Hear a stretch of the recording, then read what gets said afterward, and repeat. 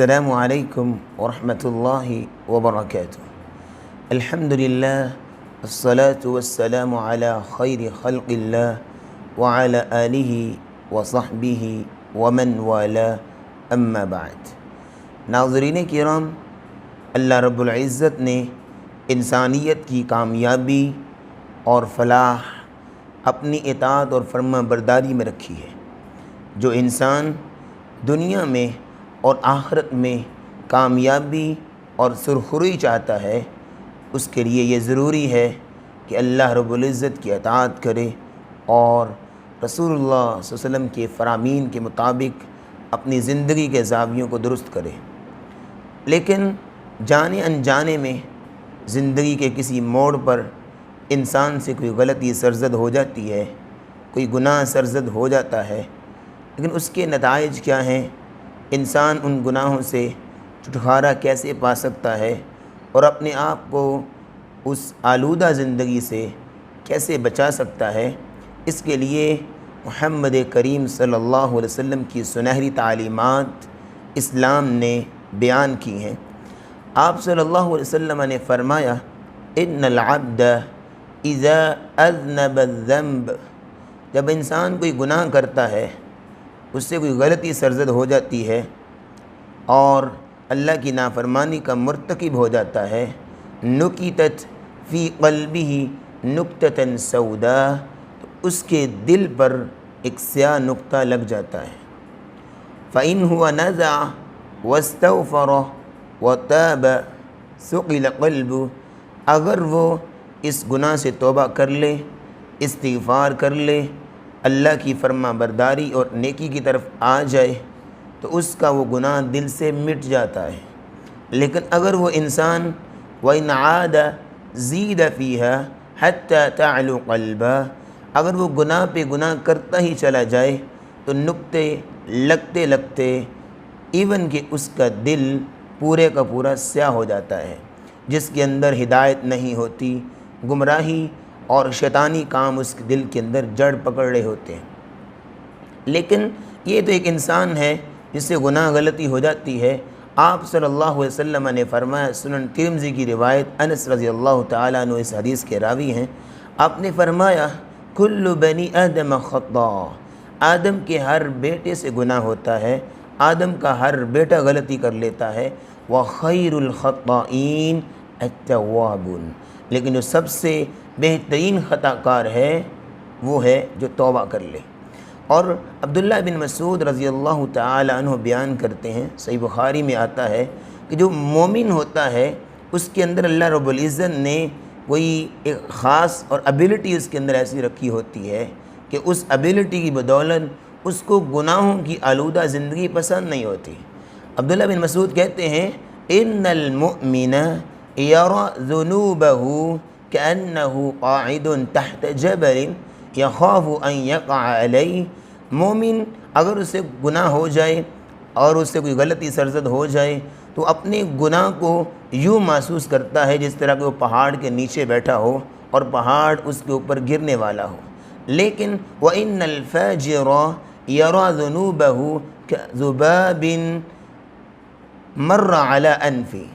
لیکن جو فاجر ہوتا ہے، فاسق ہوتا ہے، وہ گناہوں کو کس نظریے سے دیکھتا ہے کہ جس طرح ایک مکھی اس کے ناک پہ، اس کے ہاتھ پہ بیٹھی اور اڑ گئی۔ لیکن مومن کی شان یہ ہے، اسی لیے اللہ رب العزت نے مومنوں کو اس بات کا درس دیا، قُلْ يَا عِبَادِيَ الَّذِينَ أَسْرَفُوا عَلَىٰ أَنفُسِهِمْ لَا تَقْنَطُوا مِنْ رَحْمَةِ اللَّهِ إِنَّ اللَّهَ يَغْفِرُ الذُّنُوبَ جَمِيعًا إِنَّهُ هُوَ الْغَفُورُ الرَّحِيمُ۔ اللہ تعالیٰ فرماتے ہیں، اے میرے بندو، جنہوں نے اپنی جانوں پہ ظلم کیے، اللہ کی رحمت سے مایوس ہونا تو کافروں کا کام ہے، مومن کی یہ شان نہیں ہے۔ اللہ کی رحمت سے مایوس نہ ہو۔ یا عبادی لو بلغت ذنوبک عنان السماء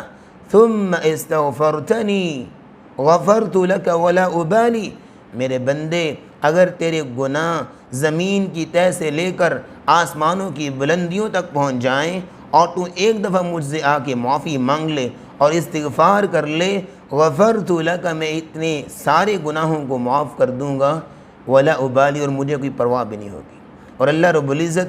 کسے دعا کرنی چاہیے کہ اللہ ہمیں توبہ کی توفیق عطا فرمائے۔ اور اللہ نے یہ درس دیا، یا ایھا الذین آمنوا توبوا الی اللہ توبۃ نصوحا، اے ایمان والو اللہ کے حضور توبہ کرو۔ اور توبہ کون سی؟ اس کو توبۃ النصوح کہتے ہیں، جس کا پکی اور سچی توبہ، جس کے اندر کچھ شرائط ہوتی ہیں۔ سب سے پہلی شرط، اگر آپ چاہتے ہیں آپ کی توبہ قبول ہو، اگر آپ چاہتے ہیں آپ کی توبہ اللہ کے دربار میں شرف قبولیت سے نوازے، تو اس کے لیے سب سے پہلی شرط یہ ہے اخلاص۔ آپ توبہ کیجئے اللہ تعالیٰ کی رضا کے لیے،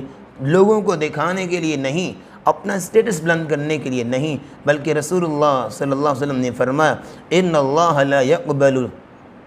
من العمل الا ما كان له به خالصا وابتغي به وجهه، اللہ تعالیٰ صرف وہی عمل قبول کرتے ہیں جو اس کی رضا کے لیے کیا جائے، اس کی خوشنودی کے لیے کیا جائے۔ جو انسان دکھاوے اور ریاکاری، نمود و نمائش کے لیے توبہ کرتا ہے، اللہ اس کی توبہ کو قبول نہیں کرتا۔ توبہ کی قبولیت کی دوسری شرط، اگر آپ چاہتے ہیں کہ آپ کی توبہ قبول ہو اور اللہ رب العزت آپ کی توبہ کو قبول کریں، تو آپ کے اندر دوسری جو کوالٹی آنی چاہیے اعتراف الذنوب، اقرار الذنوب، کہ آپ اپنے گناہ کا اعتراف کریں، کیونکہ رسول اللہ صلی اللہ علیہ وسلم نے فرمایا ان العبد اذا اعترف ثم تاب تاب اللہ علیہ، بندہ جب اپنے گناہ کا اعتراف کرتا ہے تو اللہ سے توبہ کرتا ہے، اللہ اس کے گناہ کو معاف کر دیتے ہیں۔ تیسری شرط یہ ہے کہ انسان الاقلاع عن الذنب، کہ انسان اس گناہ کو چھوڑ دے جس سے وہ توبہ کر رہا ہے۔ اگر بار بار گناہ کرے گا تو اس سے اس کی توبہ نہ قبول ہونے کا سبب بن سکتی ہے۔ اور اسی لیے اللہ رب العزت نے قرآن مجید میں فرمایا والذین اذا فعلوا فاحشة او ظلموا انفسهم ذكروا الله فاستغفروا لذنوبهم ومن يغفر الذنوب إلا الله ولم يصروا على ما فعلوا وهم يعلمون۔ جب انسان مومن کی شان یہ ہے، اس سے جب غلطی اور گناہ سرزد ہو جائے تو وہ پھر اللہ سے توبہ کرتا ہے، اللہ کو یاد کرتا ہے، استغفار کرتا ہے۔ وَلَمْ يُصِرُّوا عَلَى مَا فَعَلُوا، جو وہ گناہ کرتا ہے جس سے وہ توبہ کر رہا ہے، اس گناہ کو پھر دہراتا نہیں بلکہ اس گناہ کو چھوڑ دیتا ہے۔ توبہ کی قبولیت کی چوتھی شرط جس سے آپ کی توبہ قبول ہوگی وہ ہے الندم علی الذنوب، گناہوں پہ شرمندہ ہونا۔ جب بندہ شرمندہ ہو کے اپنے رب کے حضور دعا کرتا ہے، اپنے رب کے حضور توبہ کرتا ہے، تو اللہ رب العزت اس کی توبہ کو قبول کر لیتے ہیں۔ صرف یہی بس نہیں، صرف یہ شرمندگی بندہ ہی نہیں اٹھاتا بلکہ اللہ کو بھی حیا آتی ہے اگر اللہ اس بندے کے ہاتھوں کو خالی واپس موڑیں۔ آپ صلی اللہ علیہ وسلم نے فرمایا ان ربکم حیی کریم یستحیی من عبدی